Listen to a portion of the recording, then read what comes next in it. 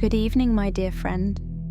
The world outside my window is settling into that hushed anticipation that comes with twilight, like it's holding its breath for the night ahead. I'm curled up in my favourite chair, laptop balanced precariously on my knees, trying to figure out how to turn my rambling thoughts into a coherent audio message. It's amazing how something as simple as pressing record can suddenly make one's mind go blank. It's been 3 weeks and 4 days since you left for Antarctica. Not that I'm counting, of course. Remember how we joked about you getting all the adventure while I'd be stuck here living vicariously through your sporadic emails? Well, I've decided to shake things up a bit. I know the research station's internet connection is about as stable as a house of cards in a windstorm, making our video calls a rare luxury. So I thought, why not try this? An audio message. A little piece of home for you to listen to whenever you get a moment of peace in your world of ice cores and climate data. I have to admit, it feels a bit strange talking to my laptop, imagining you on the other end. But also, nice. Like we're bridging that vast distance between us, if only for a few minutes. Yesterday, I found myself transported back to that windswept day when we first met. Do you remember? The old lighthouse standing sentinel on the rocky coast. Its weathered facade, a testament to time's passage. This morning, the outside world was a flurry of motion, branches swaying, leaves dancing, and clouds scudding across a restless sky. Something in the air, perhaps the tang of salt, or the cry of distant gulls, pulled me towards the coast. Before I knew it, I was on the winding road that leads to our lighthouse. As I approached, memories flooded back. I could almost hear our laughter echoing off the rocks, the exhilaration of that first shared adventure. The lighthouse stood just as we'd left it, its white tower gleaming in the fleeting rays of sun that cut through the racing clouds, a beacon of constancy in a changing world.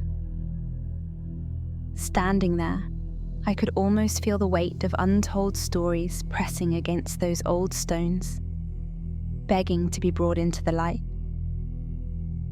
Then I noticed a figure moving about the base of the tower. As I drew closer, I realized it was an elderly man, his weathered face creased with lines that spoke of years spent facing the sea winds. He introduced himself as Arthur, the current keeper of the lighthouse. "We don't get many visitors these days," he said, his eyes crinkling with a warm smile. "What brings you to our lonely outcrop?" I found myself sharing the story of our first meeting here, how the lighthouse had become a symbol of new beginnings for me. Arthur listened intently, nodding as if he understood the lighthouse's power to change lives. "You know," he said thoughtfully, "this old girl has been witness to countless stories over the years. Would you like to hear a few?" Intrigued, I followed Arthur into the lighthouse. The interior was cooler, the thick stone walls a barrier against the summer heat. As we climbed the spiral staircase, Arthur regaled me with tales of storms, weathered, ships guided, and lives saved. At the top, the view took my breath away, just as it had that first day. The sea stretched endlessly, a tapestry of blues and greens. Arthur gestured to a small door I hadn't noticed before. "The real stories," he said with a twinkle in his eye, "are kept in here." The room was small, lined with shelves full of old books and boxes. The scent of aged paper and leather filled the air, mingling with the ever-present salt breeze. "These are the records," Arthur explained, carefully lifting down a large, leather-bound book. Every keeper since this lighthouse was built has added to them. It's a living history of this place and the people who've called it home. As he opened the book, my eyes were drawn to the elegant script on the first page. The name at the top made my heart skip a beat. Thomas Everett, my great-grandfather's name. "Arthur," I said, my voice barely above a whisper. I think my great-grandfather might have been the first keeper here." Arthur's eyebrows shot up in surprise. "Well now," he said, "that is something. Let's see what stories your great-grandfather has to tell, shall we?" As we pored over the faded pages, a picture began to emerge of life at the lighthouse in those early days. Thomas wrote of fierce storms, of the challenges of keeping the light burning through long, lonely nights. But there was joy too, the birth of his children, the quiet beauty of sunrises over the sea.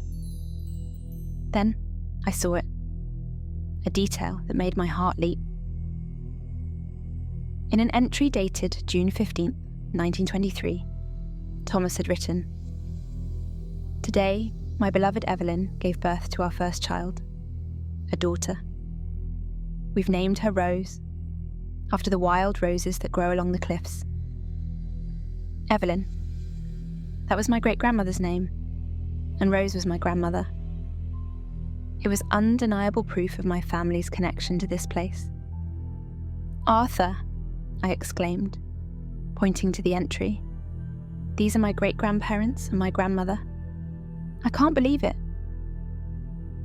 Arthur smiled warmly. "It seems the lighthouse has called you home, in a way," he said. We turned a few pages, and one entry in particular caught my eye. Thomas wrote of a strange night when the fog was thick and the seas rough. He swore he saw lights dancing on the water, leading a struggling ship to safety. The next morning, no trace of the ship could be found, but a patch of rare, glowing algae was discovered along the shore.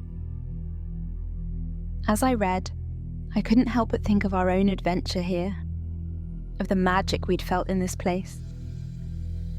It seemed the lighthouse had been weaving its spell for generations. We spent hours going through the records, Arthur adding his own stories to the rich tapestry of lighthouse lore. As the sun began to set, painting the sea in golds and pinks, I reluctantly prepared to leave. "You know," Arthur said as we descended the tower, "we're always looking for volunteers to help maintain the records and give tours. It'd be a shame to let all this history fade away." His words echoed in my mind, planting a seed of possibility I knew would take root. Now, as I sit here in the quiet of my room, I find myself filled with a sense of connection to this place, to my family's past, and to you, my dear friend. Our chance meeting at the lighthouse seems less like coincidence and more like the continuation of a story that began long ago. I can't help but wonder what other secrets the lighthouse might hold, what other connections might be waiting to be discovered. I guess I'll wrap up this first audio message to you now. I hope it reaches you like a beacon across the vast expanse of ice and distance between us.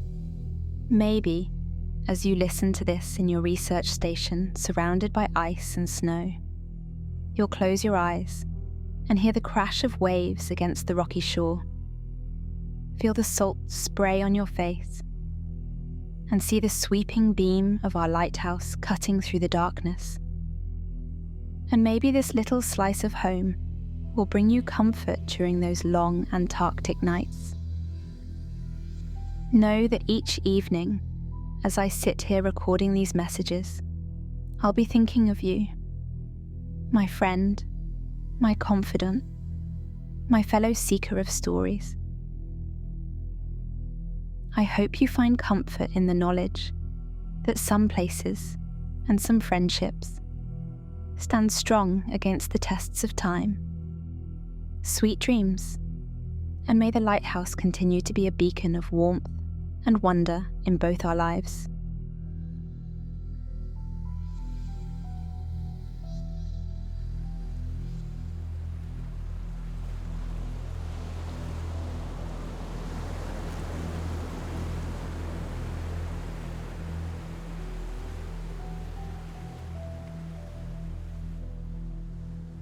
Good night.